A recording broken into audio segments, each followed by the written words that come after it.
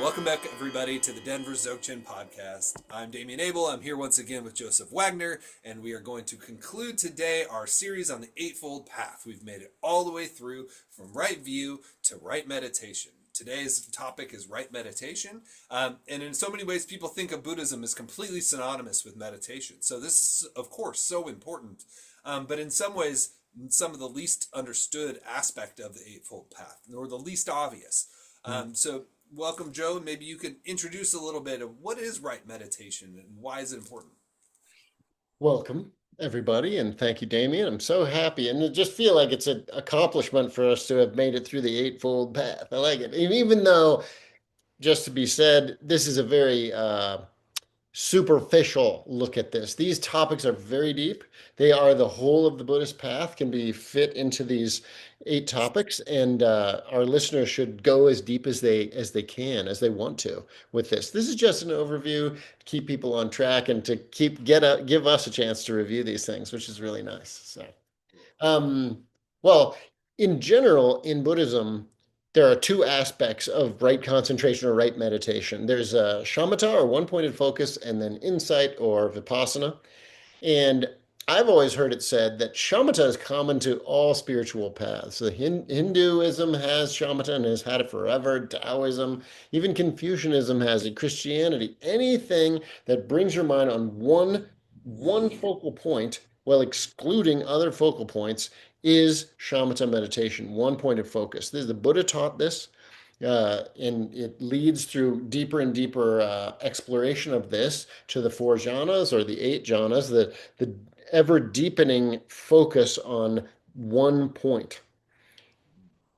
The other side of meditation, the side that's more emphasized in the Mahayana path and definitely more emphasized in the Dzogchen path, is insight.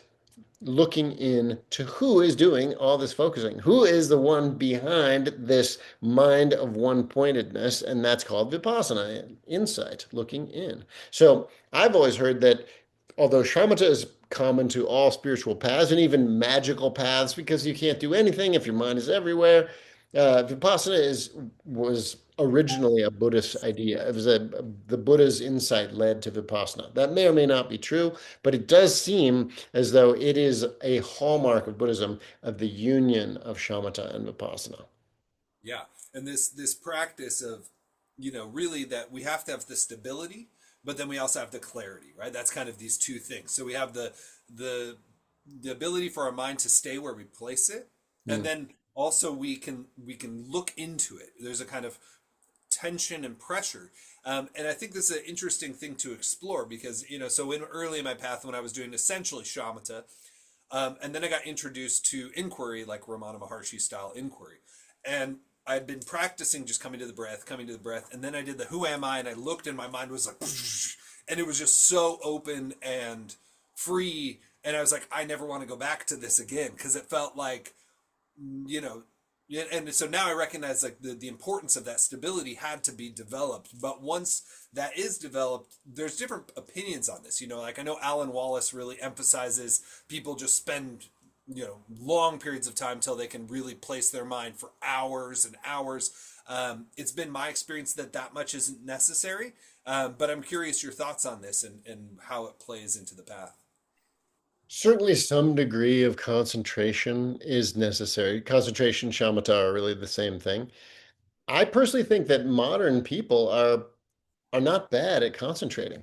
If you can read a book, you already have this ability. We have this built into us, and we are able to focus on one thing. Anybody who has any kind of job where they have to be present and do something, whether it's composing texts or whatever, already has this. It's good to make a link for people who aren't really practicing between what you already have. Like if you know how to ride your bike and in a focused way or work out at the gym or any of that stuff, you already have this foundational focusing ability. Even something as Ridiculous is watching TV.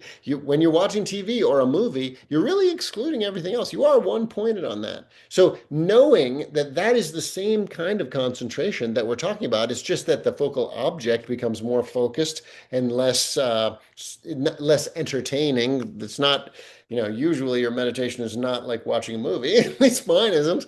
Uh, we already have some of these skills. You know, it's it is necessary, in my opinion, to have some of this focal ability. Otherwise, your practice is so short. Even if you have incredible insight, you cannot sustain it at all. So real change isn't possible. The union, what we're shooting for is the union of shamatha and vipassana. Some teachers, like the great master Shakyasri, the Siddha, who lived in Tibet, he died in maybe 19 in the 1920s. He emphasized in all of his teachings, you have to have a strong foundation of shamatha before you practice Mahamudra, Dzogchen, these higher teachings. My own teacher, Tulku Urgyen, he didn't emphasize shamatha. He said shamatha would be developed through deity yoga, and that the nature of mind itself has an innate shamatha or stability to it. And he introduced nature of mind from the start. I personally think somewhere in the middle there is probably a better way for us. Tulku Urgyen was talking to Tibetans. Tibetans, if I've spent a lot of time in Tibet, you see a Tibetan, eating sampa or sitting there, they don't have much on their mind. They're very still. Their minds are more still than the West. They don't know about insurance. They don't think about White Lotus. They don't plan for their divorce. They are just being in the present. These are traditional Tibetans I'm talking about. Of course, modern Tibetans are like everybody else. Uh, and those teachings would have hit differently to Tibetans than for us. We are. I don't know if I want to say we're very distracted, although we are, but we have a lot of balls in the air.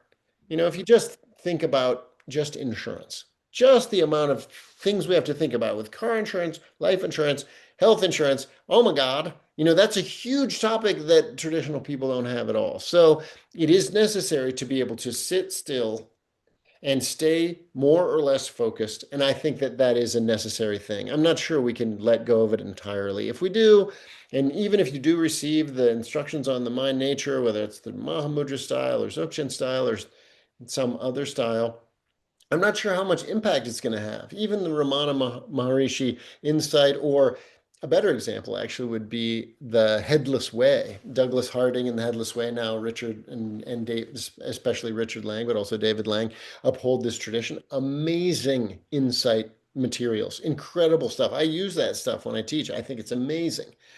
But without some sitting and some stability in that, although your mind might get blown, I'm not sure how much it can continue, in our daily lives. We need to have both.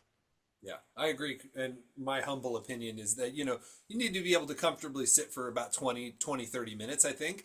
And then once you have that ability, then I do think most people benefit from shifting to that kind of from form-based shamatha to formless-based shamatha. Like without an object, more working to let the mind settle.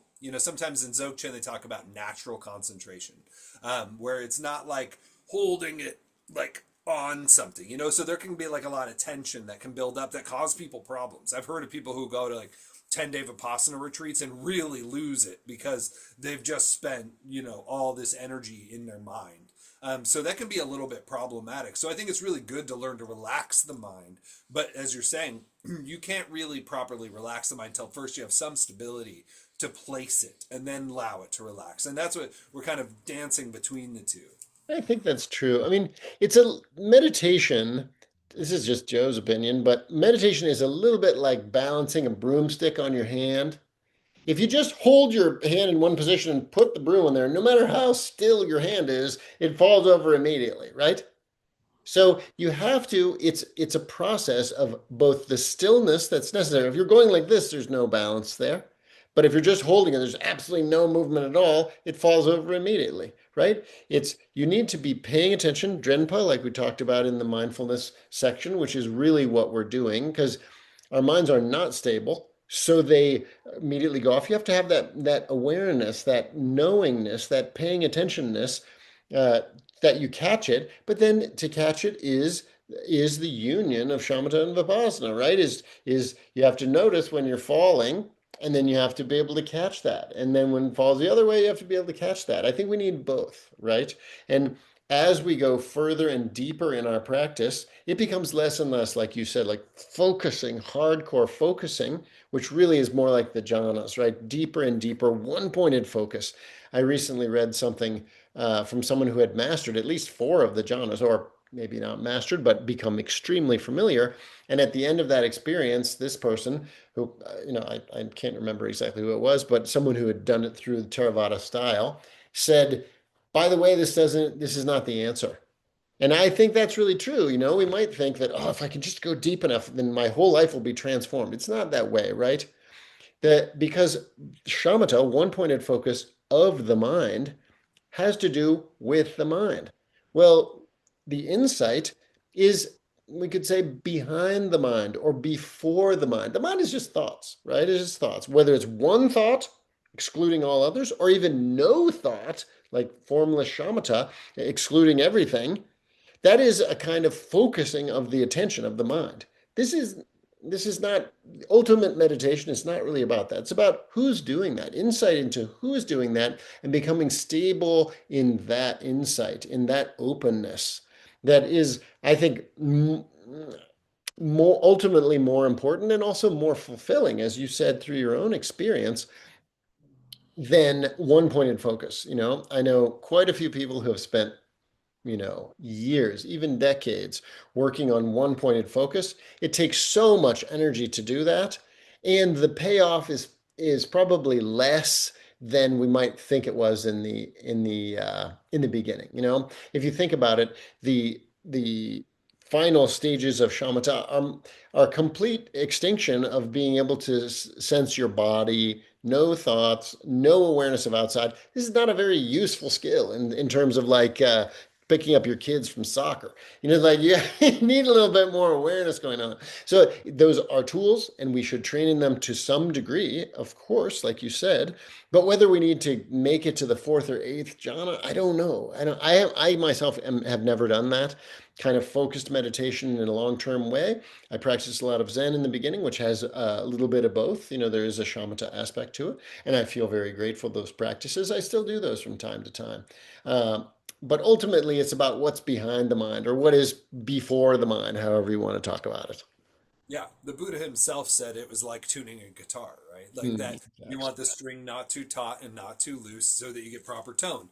And that's the aim here essentially, is that we are capable of using our mind. The problem is our mind uses us, right? And so by getting some insight into the nature of the mind and some stability with the mind, then the mind becomes a tool. Now we can use that tool to accomplish what the Buddha accomplished, which is turn it inwards and reflect on, whether it's Madhyamaka philosophy or actually just looking at the mind, but getting that insight and power into realization, which is really the only point. Which kind of brings me to the thought of what Dzogchen really says is that we're bringing together the first of the Eightfold Path, right view, hmm. and the last of the Eightfold Path, right meditation.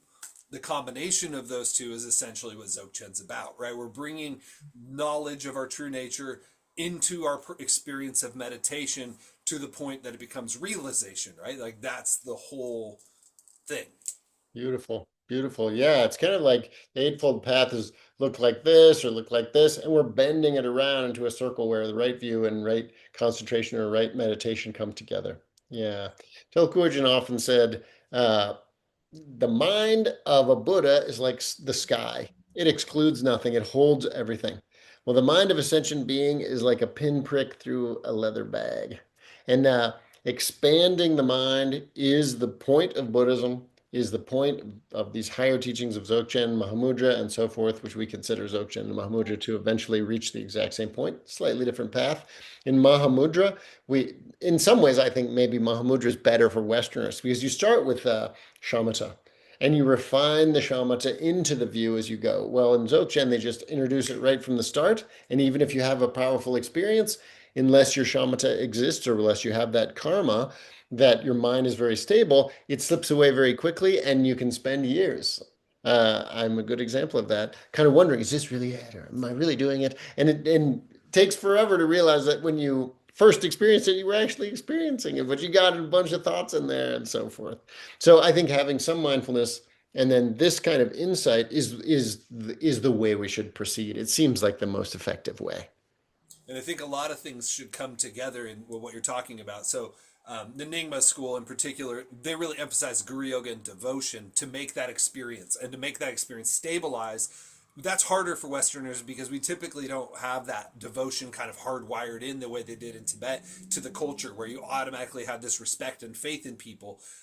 So that's the importance of Ngondro and developing that devotion and faith so that you can stabilize those profound experiences of pointing out and all of that. And as you said, maybe for people with less faith orientation or less devotion orientation, then Mahamudra probably is a better or easier path. But I was watching a talk from Dzongsar Kyhentse Rinpoche about like why merit matters, right? Because when we're studying emptiness and the view and meditation, it's like, why do we need merit, right? Like a lot of the middle part of the Eightfold Path has to do with merit. And he was saying, you could be given the most profound esoteric text on, the Heart Sutra or whatever, or given pointed out instructions, but if you don't have sufficient merit, you will not understand it. And this is a really profound, an amazing point, because I think it can easily be lost in this whole thing. It's like, what is it that really allows us to have, it's not just our ability to sit still, right? What allows the realization to come forward from that sitting still? And he was really painting the picture that it was merit that did that, which is the morality, the generosity, these different things that we've talked about in the middle of the Eightfold Path. Why those are important, one big factor is they develop the merit so that this view and meditation can come to fruition. I think beautifully said, and extremely important. I mean, I think that's what's lacking for so many people. It takes so much merit. We should have a whole podcast about this. It takes so much merit just to live the lives we're leading. I mean, I've been really fortunate to spend quite a bit of time in Tibet. And my teachers there, when I was there last, they did not have an indoor toilet. They had an outdoor toilet. There's like an accomplished, a master, an enlightened being, a Tirtan in our modern world, and he uses the bathroom outside in the winter.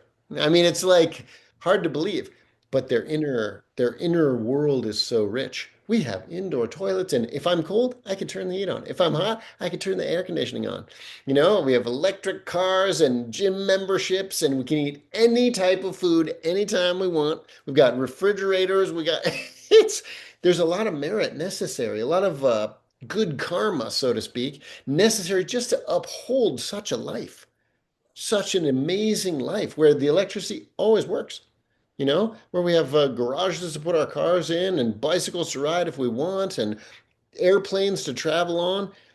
That it makes our focus on merit much more important if we want to really make progress on the path, because we're using up so much good karma just to lead these amazingly, I don't want to say easy because it's not necessarily easy. In fact, it can be harder to have these modern lives, but these lives full of comfort, these lives full of choice. That's not the case in so many societies in the world, even right now.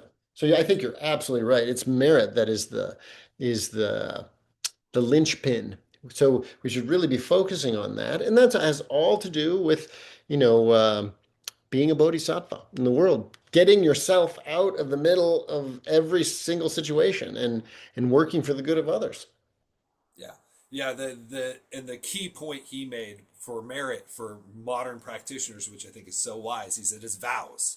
Because when you take a vow, you're earning merit all the time, even when you're asleep, as long as you're keeping to it. So it's like the genius of even the basic 5 precepts of a Buddhist: I will not kill. You probably weren't going to kill anyway, but by taking a vow, you've turned it into a merit-making machine that you're having all the time going on. In addition to you not killing, you're not killing under a vow, therefore it becomes merit-producing. So if we take days like, I'm going to be vegetarian for today, then that whole day, as long as you don't eat meat, you're developing a tremendous amount of merit. This is an incredibly skillful method for developing merit, and is so easy in some ways because we can take vows over anything positive. It doesn't have to be difficult. It's really true. I mean, you could be going to your friend's house. Let's say you're a meat eating person, and you're going to your friend's house who's a vegetarian, and you know your meal's going to be vegetarian, and you can take a vow, I'm not going to eat meat at this meal.